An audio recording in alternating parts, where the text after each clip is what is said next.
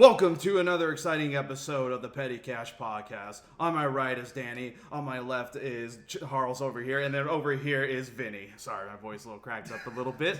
But anyway, these guys are fellow Ghostbusters, part of the Phoenix Ghostbusters, but we won't get into that right now. Right now we have a bunch of topics to discuss. Right now we'll be going through Doctor Strange, Marvel superheroes, any superheroes in general, Danny and Charles' trip to Anime Arizona. So, boys, take it away. What did we miss at Anime Arizona? Well, today, like you just said, me and Charles, we discovered this convention online a couple of weeks ago, and we saw some guests that, you know what, was like, maybe we should go check this out. Plus, it was a fairly reasonably priced convention, so I was like, you know what, let's do it. And I'm glad we bought our tickets when we did, because when we went to go buy our tickets yesterday online, everything was sold out except for full event. So we bought our passes today. And then, Charles, you said that you went and looked when we got there and it was already sold out, right? Yeah, it was. I was pulling up my ticket, and because they had this thing where they give you like a QR code whenever you initially purchase it. And then when you show up at the event, you say, oh, here's my QR code. They scan it and they give you your actual badge. But yeah, they were completely sold out of everything. The single day events, the full event passes, the VIP passes, completely gone. So yeah, and also, interestingly enough, they ran out of lanyards too. I guess somebody had to run down to like the local or Office Depot or like something like that, or Staples, and get the little badge clip holders, because that's why they started putting on the passes. You know, those little things that you can like clip to your shirt. They started putting those on there, but you could tell those that got there at a certain time, they were just like either holding their passes or they just like put them in their pockets or whatever, or maybe like they clipped them to their keychain or something. So what you're saying is we could have snuck in. Well, I mean, maybe, but I mean, because it was a packed event. It was like wall to wall people, and what was amusing was how many cosplayers that weren't cosplaying anime characters. Like we saw Freddy Krueger there. I saw Dr. Robotnik there. Hey. I saw I think I saw some characters from like Resident Evil. Like they were like the like, you know, troopers and stuff like that. And yeah, but there was just so many people, and the lines for like some of the voice actors was insane. Yeah, so we were there to meet Kellen Goff, or Joff, however you pronounce his last name, because he is a anime voiceover actor for Attack on Titan and a couple of anime. But we were there because he's also the voice of Freddy Fazbear from the last couple Five Nights at Freddy's games. But also there was an actor by the name of Christopher Sabat. Also, for those who aren't fans of Five Nights at Freddy's, please elaborate what's the video game all about out there. Well, Five Nights at Freddy's, for those that don't know, this particular one we played, Security Breach, you play a child walking through this giant pizza-plex mall with Freddy Fazbear, and you're trying to escape by 6 a.m., also trying to avoid the various animatronics like Montgomery Gator, Roxanne Wolf, and Chica the Chicken. And you're also trying to avoid this new character who was introduced a couple games ago by the name of Vanny. But there's also a security guard by the name of Vanessa, and maybe they're related, maybe they're the same person. It's not entirely clear, but yeah, the whole game you're trying to survive till 6 a.m. and escape the Pizzaplex, basically. Interesting. Now, when you mention like Pizzaplexes and everything, so basically along the lines of like, Chuck E. Cheese. Exactly. Let's say Peter Piper Pizza, sorta. Just a DZ Discovery. So any of those type of places. Now, all of the three of you, dude, any of you had birthday parties as a kid at any of those places? I went to birthday parties at Chuck E. Cheese and even had some of my own birthday parties at Peter Piper Pizza. I actually had a very interesting, relatable experience to not only just having a birthday party at Chuck E. Cheese, but having a FNAF experience that young. So when I was younger, we were having that birthday party. The animatronics were all up on stage. Just they always fascinated me when I was a kid. So much so that when the curtains were closed and everybody's just hanging around and stuff, and my mom's talking to her friends, the kids are all hanging out, I wandered by myself and I peeked behind the curtain, and I'm just staring into the dark, and these towering animatronics are just standing there with wide eyes, just staring at the curtains, and I couldn't help but to feel that they were alive. Like, there was something very odd in the moment where I'm just staring at those like, they're gonna fucking move, I know it. And there's been so many experiences where people have had the same exact encounters where these animatronics would just look at you with their eyes, they would just turn. And it's very, very freaky how much evidence there is to that. But the reason why I was looking at them and I got to experience that was because apparently one of the friends of my mother's worked on those animatronics in the backstage area.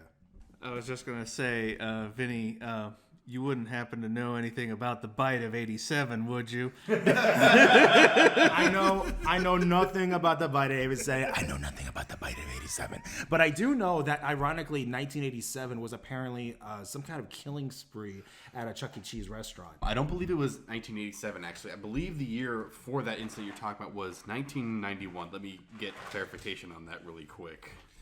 Boy, this whole talk about the Pizzaplex is took a dark turn. But I can imagine Vinny's storyline, him peeking through the curtains. I can just see like this little, I don't know, like 6-year-old Vinny just peeking through the curtains. And next thing you know, those eyes glow red, and they all stare at this child like not ready. Back in Anchorage, Alaska, downstairs is where they had all the little pizza eatery and everything, all the tables. And so yeah, they had like the animatronics, and I think those actually just recently got taken down. I know. So I was surprised. Like, I was like, okay, like maybe around 2018 is probably when they last took them down. But they had like so many memories and all that. It's just funny that like I remember as a kid when Chuck E. Cheese would always be like, hey, you know, one of the characters that he's addressing, but his eyes are like flipping back and forth and everything like. But what's funny is that like one of the workers come in like all dressed like the mascot, and they're all like trying to check on kids. I'm like, wait a minute, if you're there on stage, what the frick are you doing here?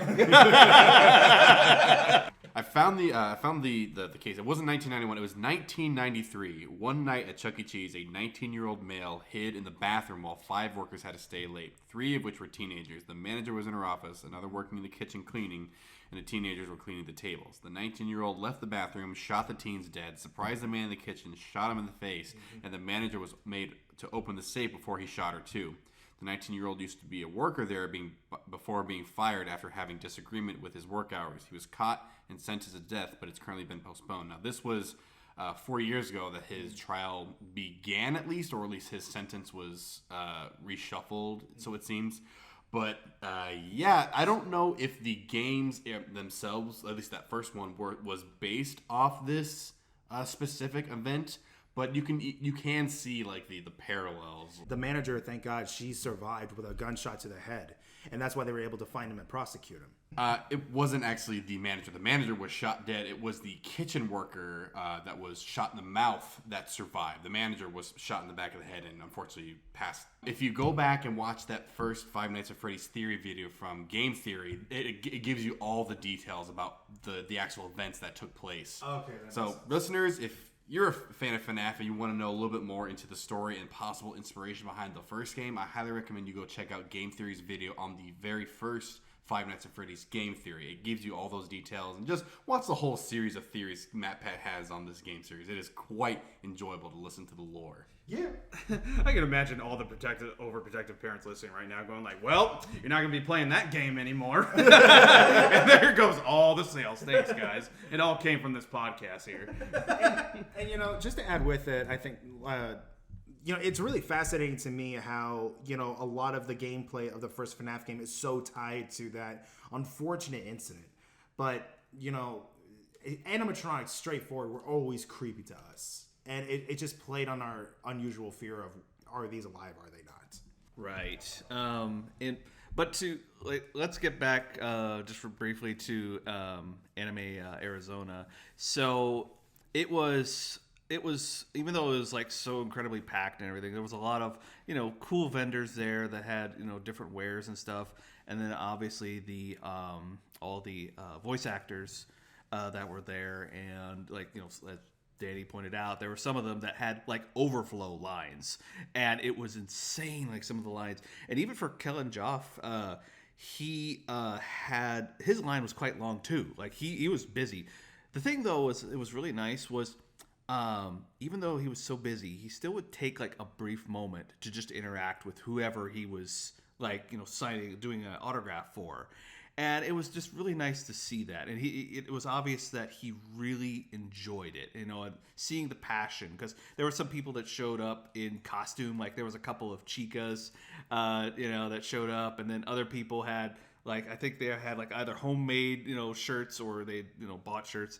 And he would do whatever line that he was writing on the item. So he would say it, and it was so cool that he would do that. And it's like when he got to mine, Danny first got his done, and then I got mine done. And when he did mine, he was like, great job, superstar. and then as soon as he did that, I couldn't resist. So I turned to Danny and I said, "He said a line, Gregory." and without missing a beat, he comes right back in Freddie's voice again and says, "I just found out I have these things called fangirls, Gregory." It was so funny, and it was like that's gonna go into like the one of the best celeb interactions I've had ever. So I've got a few other ones that were cool. But I'm sure that'll be a topic for another time. Now, to all those, I mean, we've all attended conventions and everything, but what would you say was probably one of the best voice actors you guys ever came upon? That's hard. Okay, I'll start with Duke Nukem, John St. John at San Diego Comic-Con. Man, I still have that guy's autograph from way back, even a picture with him. But I was just like, okay, wait a minute. I played, my first introduction to Duke Nukem was like the N64 era, and I was like, hey, can you say some of the lines? And like, please. He's like, it's time to kick ass and chew bubble gum. And I'm all out of bubble gum. As soon as he said that, and I heard that in real time, like just right there, I was like, fuck yeah, man. Like, oh, dude. I mean, to relive that moment, definitely. For me, I've had many different voice actor interactions just going to conventions, but one of the more recent ones I had in 2019, I was working Phoenix Fan Fusion, and that year we had Tom Kenny as a guest, the infamous voice of SpongeBob, Ice King, many other like great roles he's done over the years. But what's really interesting is my uncle, who is one of the founders and works at Screen Novelties Productions, he worked on all of the recent SpongeBob holiday specials, like the Halloween episode, the last Christmas special, and he got to work with the cast members on that one. So me and my mom, we go over, we say hi to Tom Kenny, and she's like, "Oh yeah, my brother Mark." She's like, "Oh yeah, Mark Caballero." He takes a pause. He looks shocked. He says, "Get the fuck out of town. Mark." I'm like, oh my gosh, SpongeBob just said fuck. I was like, yeah, he's my uncle. Like, oh dude, that's so cool. So I'm like, yeah, my uncle who worked with him now thinks we're cool just because we're related to him. So like the rest of that weekend, we got like little like, oh hey, how you doing, Tom? Like, oh, I'm doing good. It was just so cool to like have that quick little interaction, as well as like, oh yeah, my uncle worked with you. So now we got a little bit more friendly and chummy as the weekend went on. So I guess one of my favorite interactions, like I don't get a chance to really meet a lot of voice actors. Like I'm usually seeing the celebrities and whatnot. And every once in a while I will meet a voice actor and be like, oh, cool. That's cool that you did that. Thank you for doing such great work. I think one voice actor I could at least remember having a fun interaction with was Charles Martinet. Oh, Mario. Yeah, he was, oh my God, that guy was just so much fun to talk to. He had so much energy. He would just be like, it's me, Mario. And I was just be like, oh my God. I've heard you since I was a baby. And he goes, yeah, I get that a lot. He would just be so much fun to talk to. He just loves the energy of conventions and the fans and the costumes. Like he's just very, very energetic person. He's a huge fan of the fandom. Like he just loves conventions so much. Now, while we're on the topic of like conventions and everything, a recent Marvel movie just came out, Doctor Strange and the Multiverse of Madness. It was directed by Sam Raimi. Benedict Cumberbatch returned, and he's teams up alongside with Wong, but also Elizabeth Olsen as Scarlet Witch. Right now, like, we don't want to. Pretty much everyone knows the synopsis of the movie, and we want to share with you guys out there, all the listeners out there, our take on it, our review. So, just to begin with the non-spoiler review, it was really, really decent with all the little Easter eggs and the nods, the cameos in there. Not going to say who. I just had a good time with it, but it's definitely something to watch in theaters. Danny, take it away. Yeah, I had a lot of fun watching it. I really enjoyed the performances from all the actors. Benedict Cumberbatch, as usual, does a great job as Stephen Strange. Jotil Gomez, who is a newcomer of American Chavez, she was fantastic in this movie. I really enjoyed her performance. Benedict Wong as Wong is always a pleasure to watch on screen, and Elizabeth Olsen just killed it once again as the Scarlet Witch. And I will say, noticing it like watching other reviews, this is the first Marvel movie where you absolutely needed to have watched something previously in order to follow the plot a lot better. I will say this movie isn't perfect. No movie is, but like, I would say I would easily give this movie a 6 3/4 out of 10. I can't give it a 6.5, and I can't give it a 7. I think that's a nice little middle ground, 6 3/4 out of 10. Yeah, no. Ever since the first Doctor Strange and hearing Benedict Cumberbatch playing as Doctor Strange, I was instantly a fan. I think Cumberbatch was a great choice.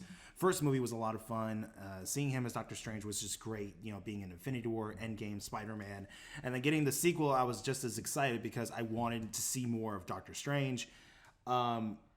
This sequel brought everything and more to the table. I enjoyed it. I liked it. While I do have my own personal issues and problems with it, that's just me. I know some people could either agree to disagree, but I did, for the most part, enjoy the visuals. Like, this is a very stunning visual expectations of what Doctor Strange should be, and I think everybody here can agree on that one. Yeah, for me, I enjoyed it as well. I'm more of a newer fan to Marvel, like superheroes and stuff like that. Unlike my other co-hosts, I actually didn't like read a whole lot of comic books growing up, so I'm kind of newer to like all of the backstory and such like that. So there'll be many a times where like afterwards I'll like lean over and say, hey Danny, what was that? Or hey Joe, what was that character supposed to be?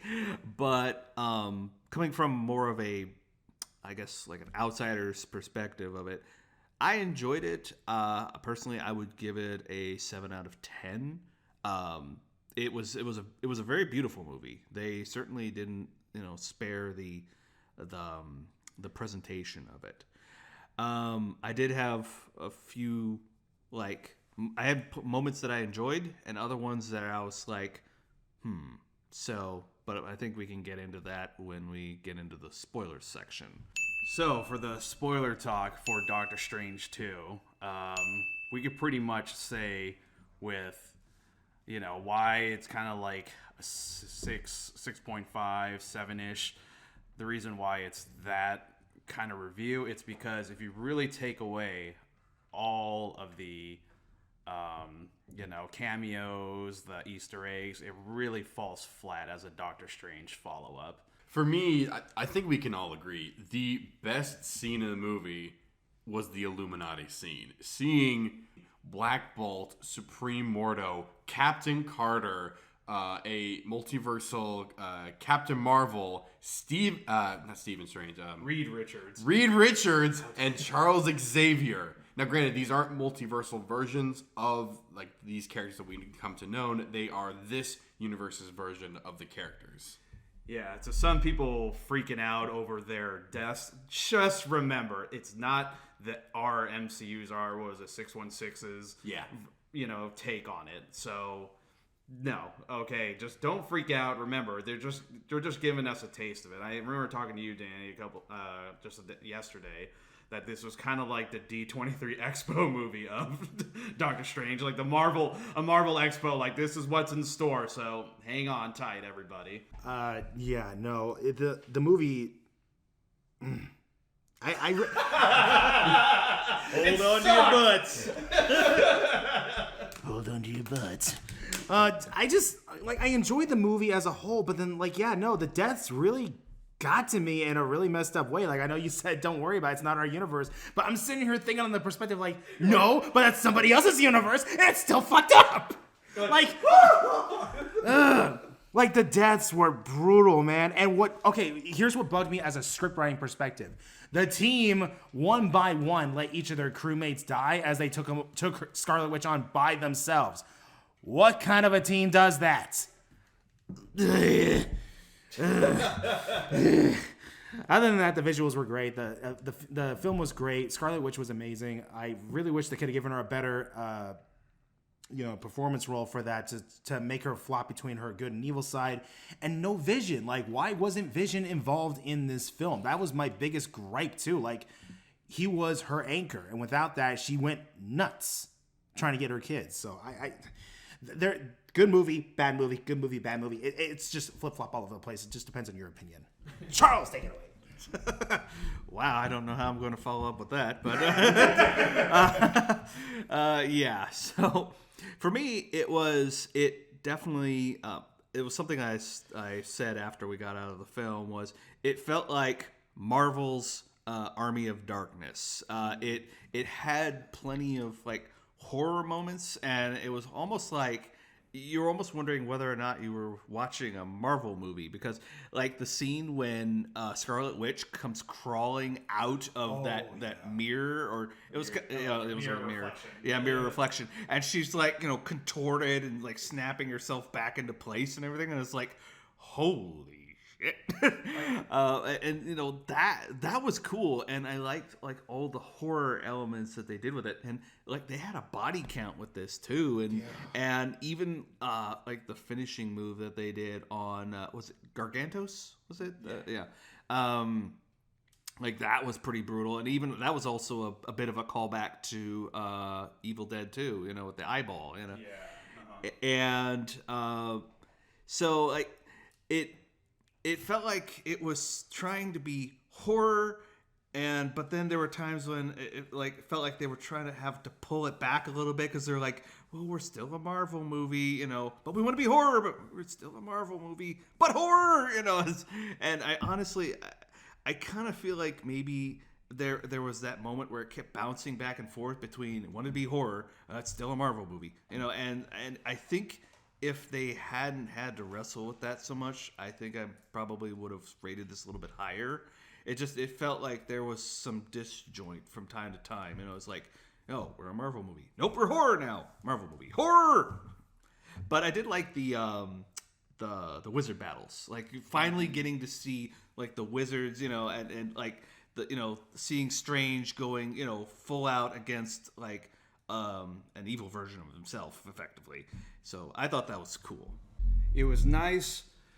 It was nice definitely getting, Sam Raimi back on helm, because his last Marvel movie was Spider-Man 3. And this was kind of okay, here's the redemption movie, sort of. So any callbacks, the way that he shot the first 3 Spider-Man films with Tobey Maguire, all the crooked angles and everything, like you said, with the eyeball, with the Bobby Joe character from Evil Dead 2, how it just plops off and everything.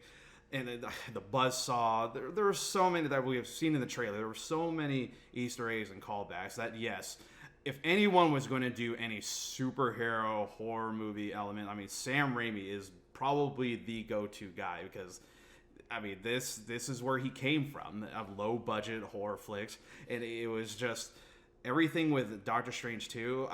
Hell, even with the zombie Doctor Strange, at the very end, that was probably one of the best parts of it. Him just controlling himself, all being contorted and everything, and just kind of the bones trying to get the feelings back and all. Even the little, what were they, the little dark demons or something? Something like that. Yeah. They were basically trying to contain, Zombie Strange, but it was, I can't tamper with the dead and everything, but callbacks to the Deadites from the Evil Dead trilogy and Ash vs. Evil Dead. But with Sam Raimi coming back with Doctor Strange, it was nice. It was kind of hey, welcome back, old friend. We need you, even though would you want him to stay with Doctor Strange, or would you like to see Sam Raimi kind of delve into other Marvel projects? For me, I mean, yes, it was cool seeing from director Sam Raimi. It's cool seeing him direct a superhero movie again. I wouldn't mind, especially based off the main post-credit scene. I would like to see him come back for the third Doctor Strange movie to see more of his visual style, especially if they deal with other dimensions. Since this movie and Spider-Man and Loki very much helped the audience get into the multiversal aspects of the MCU. I think it'd be cool to see his take on other dimensions that have been technically previously showcased in the MCU, like the Dark Dimension where Doctor Strange fought Dormammu, or if we decide to go multiversal hopping again, maybe get a little bit more time in some of those dimensions of like quick 10-second flashes as we go through them. But I would like to see Sam Raimi come back for a Doctor Strange 3, but let's all be honest, we would love to see him come back and make Spider-Man 4. Or Amazing Spider-Man 3. That too. Yes, well, I do agree with all of that. I think because of Sam Raimi's iconic legacy in horror genre, I would actually be more interested to see Sam Raimi take on Ghost Rider. That, I think, would be probably the most fantastic visuals with dark horror. And that was something that was really amazing too, Joe, is that he did a great job playing on the levels of it being like a PG-13 horror film. Like Scarlet Witch, when she was destroying the Ultron bots, straight up looked like a horror film with the oil dripping down her face like it was blood. Like, that was just a great, smart move on their end.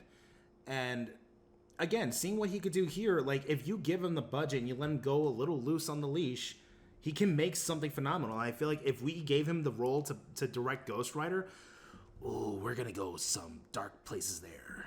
Oh, I absolutely agree with that. Because that's what I feel like happened. Because if I'm not mistaken, didn't they say there was a bunch of reshoots with Multiverse of Madness? So I think that's probably where, because I've been hearing a lot of people saying similar things to where it did feel like there was some disjointedness in the tone of the movie and stuff like that. So to be able to have Sam Raimi just be able to, like you said, be let off the leash a bit and let him just work, I think we could really get something cool. I would love to see him come back again. Ghost Rider, that would be really cool. I think that actually would be more befitting of his style. Mm-hmm. But I would also be cool to see him take on more Doctor Strange and just let him work. Don't be having him spin up reshoots and all this stuff like that because we're afraid of, don't want it to be too spooky. Let it be spooky from now on again, Imagine if Sam Raimi could do a Ghost Rider's Disney Plus series. You get 6 episodes, more than an hour to just really go ham at it for each episode. So honestly, you give someone like Sam Raimi or any of those directors like a TV series to direct, let them go loose. Let them create something magical. So from January last year up until now, we've had Disney Plus Marvel shows and Marvel films. Now, since a lot of Phase 4 has been on Disney Plus between WandaVision, Falcon and Winter Soldier, Hawkeye, Moon Knight, and then we of course get Black Widow, Shang-Chi, Spider-Man, and now Doctor Strange. It's interesting going back and forth between we have basically a 4 to 5 hour movie with some of these TV series, and then we go back to the 2 to 2.5 hour films where you obviously see some plot lines get sacrificed, and even in some of those shows you do see some plot lines sacrificed. But what the shows benefit from are the amount of time we get to live with these characters, and we get to build out the world they live in. Here's the interesting question: would you rather see Marvel just continue on with the Disney Plus releases, or how they're still doing it currently with the Disney Plus releases as well as their theatrical releases? I would just say with any Marvel property that goes to Disney Plus, let's just keep them as, kind of like the side characters and everything, and something that kind of it's building, the movies are something that's building up to something greater, kind of like the parallels with I'm going to use this with WWE and all. usually WWE has these shows with Raw, SmackDown, and they basically culminating to like a pay-per-view, or better yet, WrestleMania. So that's why I always kind of tend to have, Shang-Chi, you got lucky. I had nothing against it. I mean, with Moon Knight and everything. Come on, Oscar Isaac, you could have had that 2-hour movie. But everything that had to fit into it, it's kind of, how long? 6 episodes? Yeah. Yeah, roughly like what, 5.5 hours? Give or take. Yeah, around there. So, the way that things are going with Marvel now, yes, there's like a lot of bumps, and then there's some movies and show moments that really build it back up with, other properties, like with the Netflix superheroes coming. I'm going to say this, recast Iron Fist. So, definitely work on Defenders, keep Charlie Cox as Daredevil again. I would love to see, actually, Charlie Cox return as Daredevil in a Disney Plus series, even though it's going to be kind of PG'd out, but that's fine. 100% agree. I mean, with Charlie Cox returning in Spider-Man No Way Home and Vincent D'Onofrio returning in Hawkeye, I think they've said at this point that those are the same characters from the Netflix series. They're just brought into the MCU proper now. But with the ending of Hawkeye, we didn't technically see Kingpin die. We just saw a flash of the gun. So, and we know that Echo is getting her own Disney Plus series, so I wouldn't be surprised if we see Kingpin come back in that series.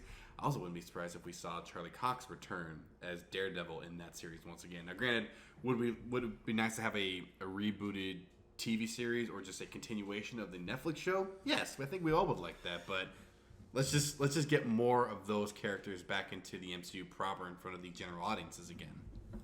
Rewatching Daredevil, yeah, that's actually one of the shows I do rewatch, on the Netflix series. I was going to say, with everyone introduced with, like, Bullseye, even John Bernthal as Punisher, I would, I keep that as canon. To me, unless they say that it isn't, I'm fine with that either way. It's just those are actually good stories that Daredevil introduced, especially with the blending in of stories with Frank Miller's Born Again storyline. That was really good.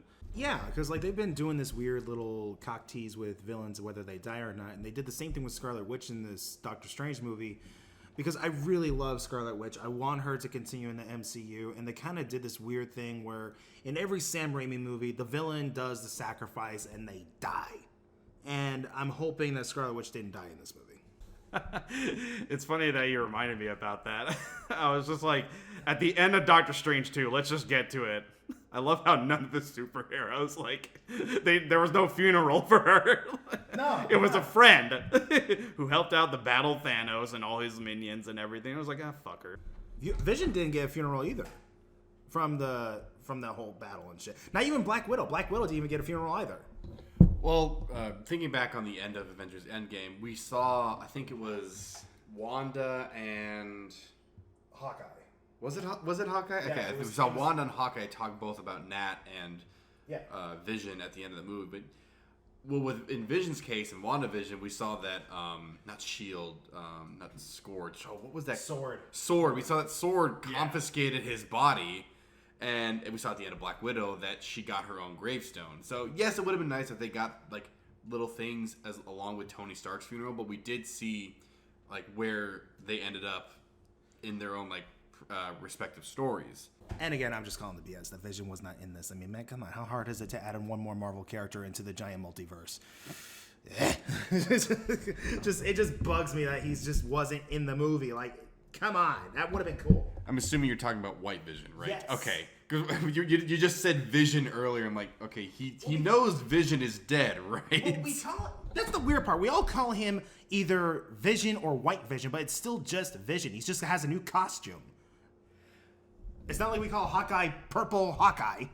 No, but these were technically two different parts of the character. Like, for example, in WandaVision, we had the Hex Vision that Wanda conjured up. But with White Vision, it was the original Vision's body reprogrammed by Sword, and then of course the Hex Vision kind of woke him up, and now I guess you could call him the proper Vision, but we just saw him shoot up into the sky, and we have no idea where he is now. Exactly. We could have used this movie to tie in where he was and like kind of tie into him trying to help Wanda clear her head because she wasn't herself. And again, you are right. Like, the Hex Vision helped complete the real Vision. So not only did he have his past memories, but the memories of the Hex Vision as well. So he was whole Vision.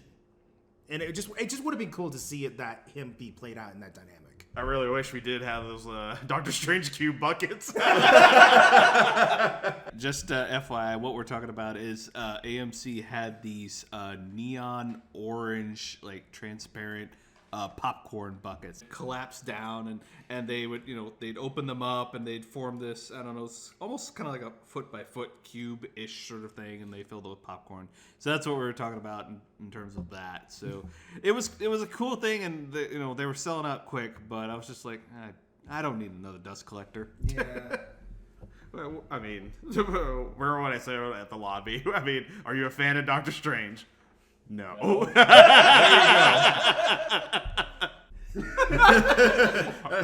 I'll speak for Danny. The Ecto one is the best AMC popcorn bucket. Let's all agree. Let's all agree. Now, while we're on the topic of superheroes, oh man, this could be an entire 3-hour episode of us talking with superheroes, but we'll get to it eventually. What would you say? And this is an easy one, actually. Excluding the Disney Plus shows, the best Marvel MCU.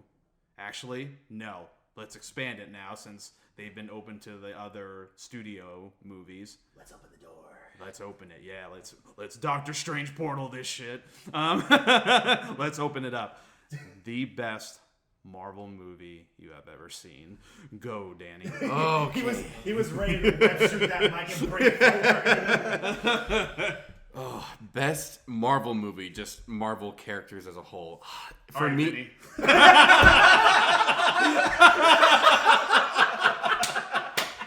And thus, a new supervillain.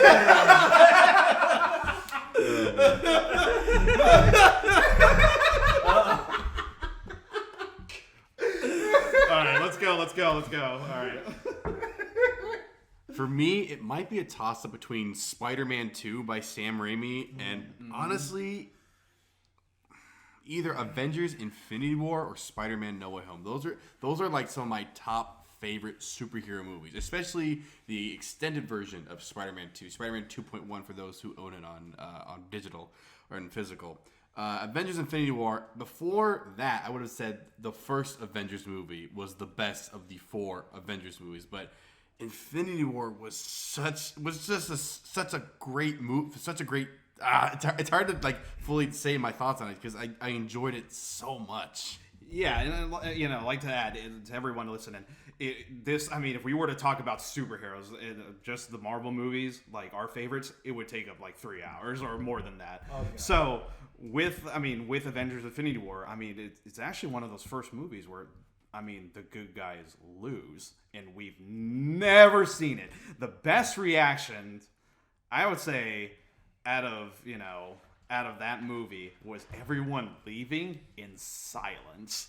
There's kid reactions on YouTube, and there's like everyone was just quiet, like Spider-Man just dusting away. I don't want to go, Mr. Stark. To all those who read the comics, you just patted yourself on the back and you're like, come on, ask me anything. I am your comic god now. Because everyone would be like on their knees, just being like, Joe, are they coming back? And be like, you're gonna have to watch, or just read the comics. And for me, that's another thing I found really interesting about Infinity War. As someone who was at least familiar with the Infinity Gauntlet storyline, I didn't expect them to get all 6 stones and to snap in that movie. I was expecting them to get the final stone maybe, but not them having the snap in Infinity War. I was expecting that in Endgame. So when that happened, I was completely shocked.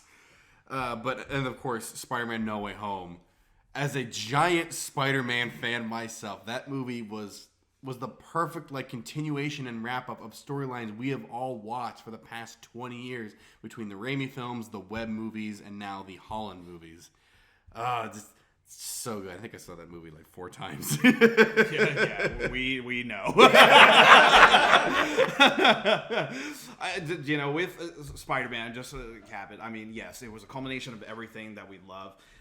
I mean, it basically knocked. I'm sorry, Tony Stark, the first Iron Man, you're not the first. it pretty much put Spider-Man, well, actually now that Professor X has been the X-Men movies. I don't know if that, I think that specific Charles Xavier was from the X-Men cartoon show, not the Fox. Yeah, dude, like I said, this story, again, I mean, this, our talk with superheroes, it could go on. So, just to conclude, yes, with Danny here, yes, Spider-Man No Way Home was definitely great. Hell, even our theater experience all together with us four. I mean, that's going to be another episode. But Vinny, take it away. What was your favorite MCU, just any Marvel movie? Oh, God. Howard the Duck. Well, now that you say that. Oh no, what have you done? Duck tits. Woo! Out! Charles, actually, do you want to go first? Because I kind of have a lot to still think about. Sure. All right, so for me, in terms of like favorite ones, like MCU or like retconned MCU ones, I think it would have to be like a toss up between. As much as I want to say like the ones that we all enjoyed, like No Way Home or the Infinity War, whenever it ended on oh my gosh, the superheroes lost. Those were great, yes. But for me personally, I think I'd have to put it up as Spider-Man 2, because Doc Ock is one of my favorites, and I thought that one felt like Spider-Man kind of in his prime, I guess, if you will. Just for me, that's how it felt. But also the first Iron Man. And the reason being for a couple of things. Yes. One is I liked how Tony kind of had a progression. He went from being the billionaire playboy philanthropist sort of thing, and then getting knocked down like to where now he's like pretty much next to nothing and building himself back up. Metaphorically here, but also literally as well. But also, I liked it from the mechanical perspective of it, because that was us seeing the Iron Man suit in its most mechanical form. You saw the pistons, the hydraulics, all the moving panels. I swear to God, that first suit up scene where he has the silver suit, the Mark II. I've replayed that so many times because I just love it. Just seeing all those pieces as they fit in, and lock onto his suit and everything, and he's first setting it up. I've looked at that UI whenever it comes up with Jarvis's UI, and just looking at all the little details they put into it. It is insane, and I love it. And it personally, that's just one of the things I like about it. So yeah. And also, it's bugged me in some other things too. Talking about the UIs, I've sometimes seen faults and mistakes in the UIs of subsequent Iron Man movies, and it's been that's wrong. They made a mistake there, but that's probably a topic for another time. Well, now that you actually said that, that did really hit me in a really personal way with my flashback. So when it comes to Marvel, I've been watching this stuff ever since I was a kid, like all of you guys have. I have a lot of Marvel movies that are guilty pleasures. Like the Fantastic Four, the first 2 Fantastic Four movies are a guilty pleasure to me. A lot of people trash on those movies, but I have to keep reminding people of this because it bugs me that they don't think about this. Those were the Marvel movies of their time. That was the timeline that they were meant to be made for, and that is the way Marvel movies were progressed in that time, along with Spider-Man, along with X-Men. That's just the way they were. And if you were to take the entire MCU, including to the really horrible early Marvel movies that nobody remembers, if you were to ask me what my favorite movie is in general, I would definitely have to give it to the first Iron Man movie, because when that movie came out, that was when I had my awakening as a cosplayer, that when I destroyed my DVD copy of the bonus features watching Stan Winston and the guys over and over and over again working on the Iron Man suits, taking something that was from the comics and bringing it to reality. That was the most important thing to me because I watched them take something that I loved since I was a child and bring it to life. Now, with Dark Knight and the Batman, yeah, sure, you can't say that's realistic, but for a character like Iron Man to have a mechanical suit of armor with an AI built into it and to become a superhero, this, again, was a really great superhero film. To watch someone who's a genius playboy philanthropist. Thank you. Sorry, I stumbled on words. Autism, sorry. But the movie, it was just a really huge eye opener because I wanted to be Iron Man so bad, and I loved those suits. Like, it was just so incredible. And of course, the AC/DC track, man, that was rocking as hell. I love the first Iron Man, always will, and I would love to one of these days actually build the Mark 1 and the Mark 3 as just display pieces. Like, those are just chef's kiss. Now, I was gonna say, it's like we never solidify like the one, like, but with you two, definitely with Iron Man. Danny, you're more of Spider-Man No Way Home. You have it on your computer here. Yeah. So we're just gonna go off with that. Oh man, this is actually a really, really tough one because when you really think about it, like, there was, ever since like Blade, yeah, it was just like, I'm not saying that was my favorite, but there's always those Marvel movies that one up the next, the following years to come and everything. Spider-Man No Way Home was great. It brought all the Spider-Mans together. I mean, when you try and watch those movies, have they aged well? That becomes, have they aged well with now? But I remember one of the best, kind of the first audience uplifting moments was when X-Men 2 actually, with Nightcrawler in the White House. Oh, yeah. And he just, in the opera music plays, and he's just beating the shit out of all the president's bodyguards and everything, and he's just in the Oval Office, he's just roundhouse kicking dudes, tail whipping them and all that. Brian Cox as, Stryker, that was, with his commandos invading the school. There were so many, but the one that really got loose and sick was when we finally get to see Hugh Jackman, as Wolverine, go Wolfie Berserk style and stab that commando by the fridge, basically yelling his soul into hell, ah! And and Iceman's just hiding behind the counter, just scared shitless. And you all right? Yeah. And it was good. It was oh man, here we go. Spider-Man, finally, with, because when X-Men showed, everyone, I remember reading the old Wizard magazines, what, when's Spider-Man gonna come out? Who's gonna direct it? Who's gonna star in it? And then Spider-Man 2 came. Then we had Iron Man. I remember being at San Diego Comic-Con 2007, and I remember they had this big crate in the exhibit hall, and we had no idea what was in it. It just had Stark Industries on there. Yeah. But it was great when they unveiled it, and it was the Mark 1, the whole, the big clunky suit and everything. The dude, yeah. I gotta say, when that first trailer hit, JD Davis and we were basically in Hall H, and they lowered down the lights, and it was our first introduction.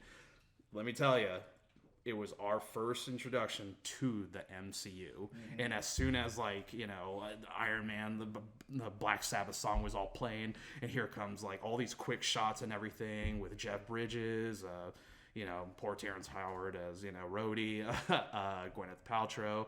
But as soon as you saw the red and gold armor, and it just rises up, dun, dun, dun, freaking Iron Man playing, that was great. But I would say the most uplifting, probably the very best, because 2012 is when it fucking hit finally, was we had to wait. Iron Man 2, well wait, hold on, The Incredible Hulk, Iron Man 2, Thor, Captain America now, the first Avenger.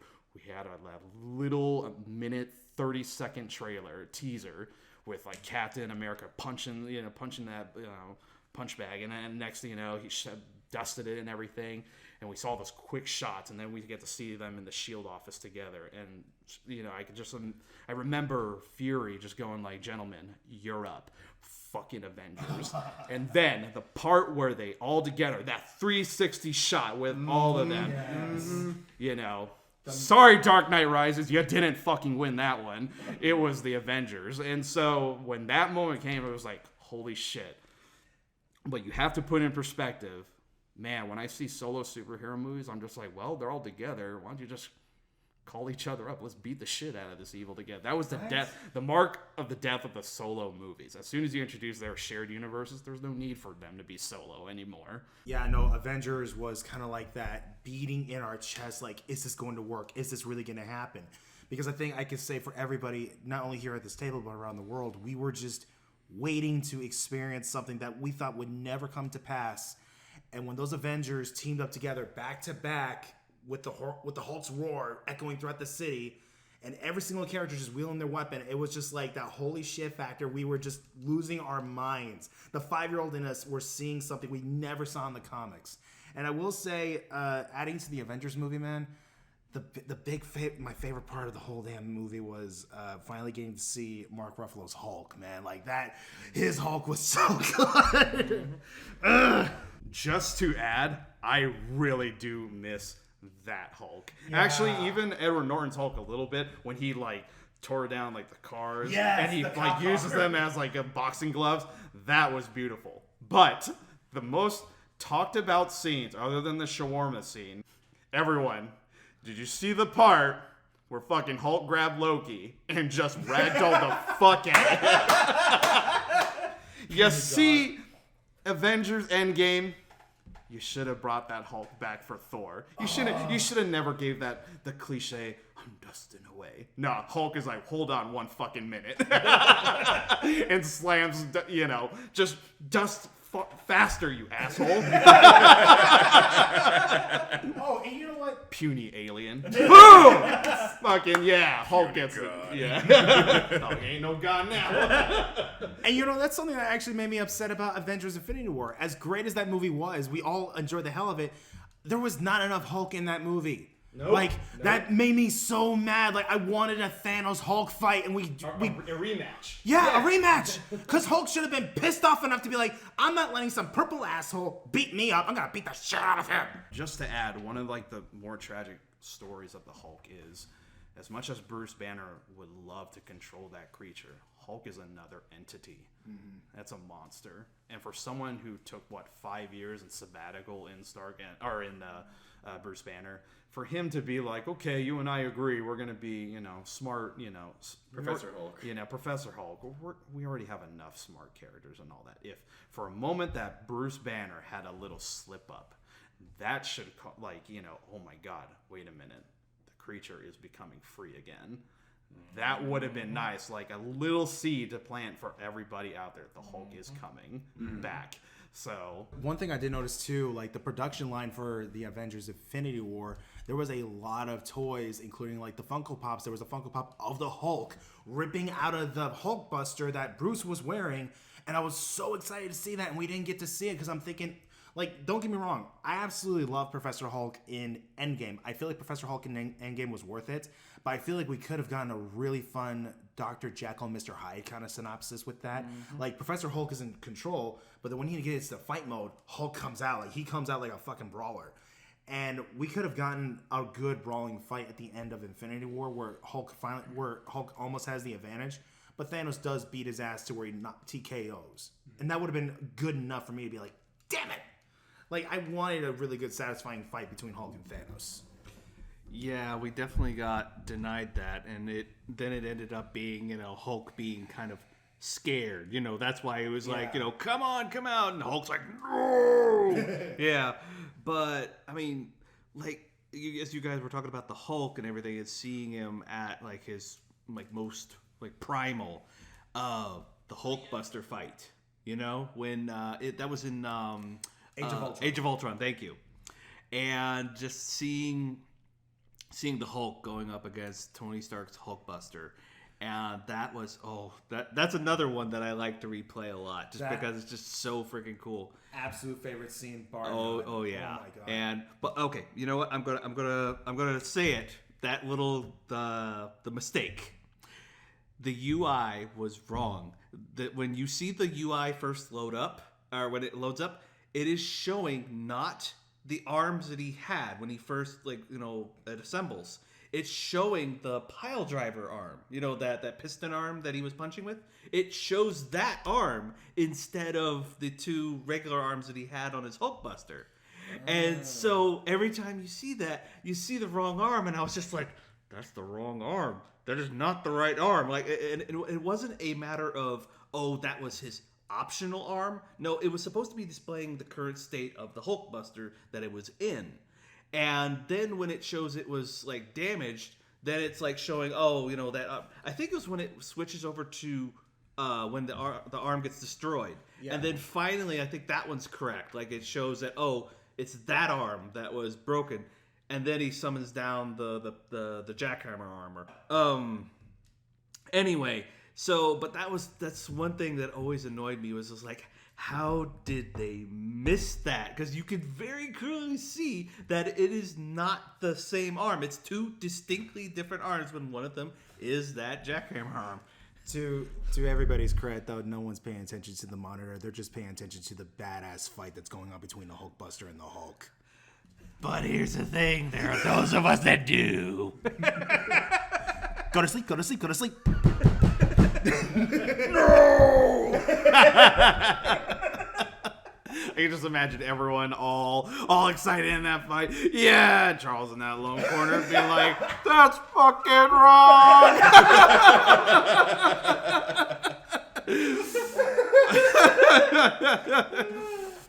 Oh man, I mean, with the current state of Marvel, it's okay. There were some things where that I love, and then there's some things that I really, really kind of don't like the decisions that they make. I'm not going to get into deep diving with that one. I'm sure we can all agree with some. Matt Boner. Iron Man 3. Thor 2. That deserves a peddling. Yeah. Eternals, we're looking at you. Oh, Captain Marvel. Captain Marvel, yeah. That's why she has to share Marvel. But if anything, what could have been added, like going back with Doctor Strange? Yeah, we've said like a cameo with Deadpool would have been nice. That would have been funny if Quicksilver and the X-Men showed up. Oh yeah! Oh shit! Hey sis, remember me? You're the actor, you faker. Question: would Chris Evans and Robert Downey Jr. would you see them come back? Yes. Ooh, maybe. We know for I think Avengers 2, 3, and 4. I mean, we know where they shot Infinity War and Endgame back to back, but they paid Robert Downey Jr. $50 million for those two movies. I don't know if Disney can. Disney has the almighty dollar. They kind of run like half the entertainment industry nowadays. But $50 million is still a huge contract to pay an actor. I think they maybe would like to come back. I think it's just a matter of would Disney pay for them to come back? That's like the real big question. They probably are so passionate about those characters, but it's the almighty dollar that's the real determiner in these kind of conversations. Well, that $50 million is like a fragment to how much money they can make globally to get that actor back. I mean, supposedly Robert actually misses being in the MCU and wants to come back. Supposedly, I've heard this in an article and read it, and then you got Chris Evans, Captain America, being teased. He was cock-teased in Falcon and the Winter Soldier series being in space for Sword. So there is a little bit of that. Well, that was kind of more of a joke as opposed to like, oh, he's in space. I think he might, just based off like the opening in Spider-Man Far From Home. Mm-hmm. I think he actually is dead, but it's possible he's not dead, but they're just like he's in retirement and they're kind of hiding him. But I mean, we heard he had a funeral, but we never saw it. Same synopsis as someone apparently dying. We didn't see their death. And just sad, I mean, an article on Reddit It wasn't an article on Reddit. It was actually an article on Within the Reddit. Yeah, okay. Facebook. Even Facebook, too. Yeah. Sorry, I'm busting balls here. It's all right. So with Marvel movies, look, we love where the direction's going. We'll continue to pay. We'll continue to see them as long as we're, for lack of a better word, entertained. We're not berated. Well, this cuts to the final minutes of the Petty Cash podcast episode. If there's anything to add, Danny, do you have anything? I got nothing. Memory to Stan Lee, who created the MCU and the Marvel Comics, as long as we stay true to the characters and just making Marvel and the MCU just that doorway just beyond our world to where everybody can relate to these characters. Let's just have fun with it and not try to corrupt it or politicize it. Let's just have fun with the MCU and just make it fun. Yeah, that's actually what I was going to say is really just with these movies, make them fun, make them entertaining, make it to where, people want to go to the theater and see this. You don't need to make it, political. You don't need to be, preaching to people. You don't need to be trying to say something. They're superheroes. Just let it be fun. Save people. Yeah, save people. Do cool stuff. Do the things. Let us, enjoy this, this world you've created. We already experienced real life enough already. We live it. We're going to these movies to enjoy, to unwind, to relax, to have fun. Mm-hmm. We don't need to hear more, political stuff shoved down our throat. Yeah. Just have fun with the movies. And not just Stan Lee. I mean, give credit to all the works with Jack Kirby, Steve Ditko, was it not J. Michael Straczynski? Oh yeah, by the way, George Perez, in memory of. Thank you. Yes. Thank you. One of my favorite art pieces from you would always be the JLA and the Avengers together. Yes. Guys, if you haven't seen the one with Superman holding the Mjolnir and Cap shield, beautiful pieces. If you haven't read Crisis on Infinite Earths and just the art that he gave to all of us comic readers out there, that basically became kind of like the inspirational storyboards for the movies that followed. Thank you. So to conclude, this is Joseph. This is Danny. This is Charles. And this is Vinny. From Petty Cash Podcast. We'll see you again.